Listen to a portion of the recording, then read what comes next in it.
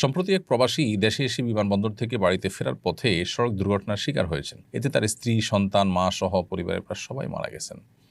ইন্না লিল্লাহি ওয়া ইন্না ইলাইহি রাজিউন। তিনি এজন্য ড্রাইভারের বেপরোয়া গাড়ির চালনাকে দায়ী করেছেন।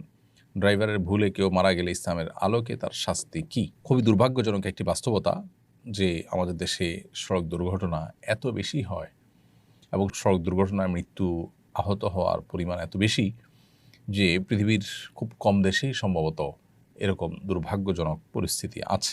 তো এটা সত্য যে চালকদের বেপরোয়া গাড়ি চালানোর দায় এখানে অনেক বেশি, কিন্তু এর পাশাপাশি আরও অনেক কারণ আছে। অবকাঠামোগত ত্রুটি, আমাদের আইনের ত্রুটি, আইনের প্রয়োগ না হওয়া, এই জাতীয় অনেক কারণ রয়েছে যে কারণগুলো আসলে সড়ক দুর্ঘটনা বেড়ে যাওয়ার বা সড়ক দুর্ঘটনা অনবরত ঘটতে থাকার অন্যতম প্রধান কারণ।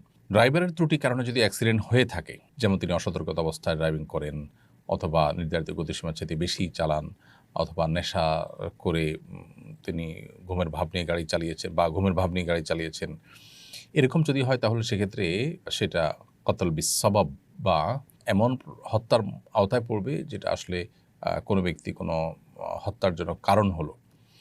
সেরকম যদি হয় তাহলে সেক্ষেত্রে এই ড্রাইভারের উপরে দিয়ত ওয়াজিব হবে, রক্তপণ ওয়াজিব হবে।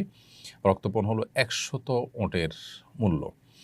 এইটা তাকে দিতে হবে মৃত প্রত্যেকটা ব্যক্তির এগনিস্টে এবং বিপরীতে। তার দেওয়ার ক্ষমতা না থাকলে সে জেলে থাকবে এবং তার যে অ্যাসোসিয়েশন আছে, তার যে ফ্যামিলি আছে, তারা সবাই মিলে সেটা দেওয়ার ব্যবস্থা করবে, আর না হলে সে জেলে থাকবে। আর ড্রাইভারের কোনো ত্রুটি যদি না থাকে তাহলে এটাকে সাধারণ বিপদ হিসাবে নসিবে ছিল, আসমানি বিপদ হিসাবে এটাকে ট্রিট করা হবে এবং ড্রাইভারের উপরে সেক্ষেত্রে দিয়ত বা কাফারা কিছুই আসবে না। আমাদের দেশে অবশ্য সড়ক দুর্ঘটনা হলেই চোখ বন্ধ করে ড্রাইভারের উপরে দোষ চাপানোর একটা প্রবণতা আছে, যদিও এখানে কি ঘটেছে ঠিক আমরা জানি না। হতে পারে এখানে বেপরোয়া গাড়ি চালানোটাই ছিল প্রধান কারণ, সেটা তদন্ত করলে বেরিয়ে আসবে। দিয়ত যেটা, রক্তপণ যেটা, সেটা ১০০ ওঁট অথবা ১০,০০০ দিরহাম অথবা ১,০০০ দিনার, ৩টা অপশন রয়েছে। তো ১০০ ওঁটের যে ব্যাপারটা, এটাই এখন প্রতিষ্ঠিত এবং পরিচালিত।